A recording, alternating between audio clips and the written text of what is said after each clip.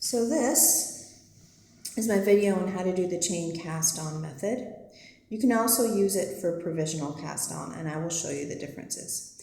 So you will need a crochet hook the same size as the knitting needles that you're going to be casting on with, a pair of scissors for the provisional, your yarn, and if you're doing a provisional cast-on instead of a chain cast-on method, you will need your main color yarn, and this would then become your contrasting yarn. So you start with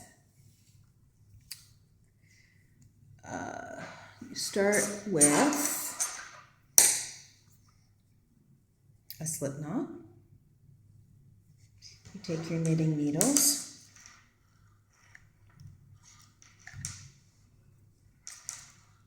and you place your running line behind your knitting needle, the crochet hook over, and you hook your yarn through like that. Now take your running yarn and put it behind your knitting needle again. Hook it like this. And once more, running line behind your knitting needle and hook your running yarn, pull it through your last loop.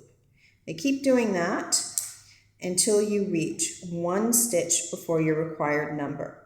So for the purpose of this, I'm going to say 15. So I'm going to keep going here. Okay, so I now have 14 stitches here and I need 15 for my pattern. Okay, now you have a choice. If it's a chain cast on that you're doing, you take this last loop and you put it on here, and you now have your 15 stitches and you just knit normally. If you're using this method for a provisional cast on, what you do is you leave the loop long like this, because this is going to be out of contrasting yarn, and you're going to take your main colored yarn, and let me just find the end here. Here we go. And you're actually going to start knitting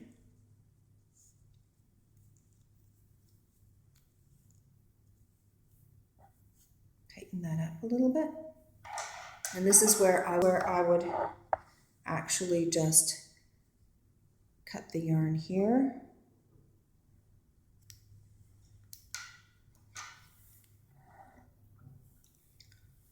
Keep knitting. I'm going to knit a few rows here, and then you can get the idea of what to do. Okay, so I'm coming up on finishing a few rows of garter stitch, and I'm about to show you. So this is the provisional cast on, remember? So just undo this, pull gently, and as you can see, all your stitches are just going to pop up right off here, and you can pick them up as you go. I hope you can see how these super easy. It's a great method.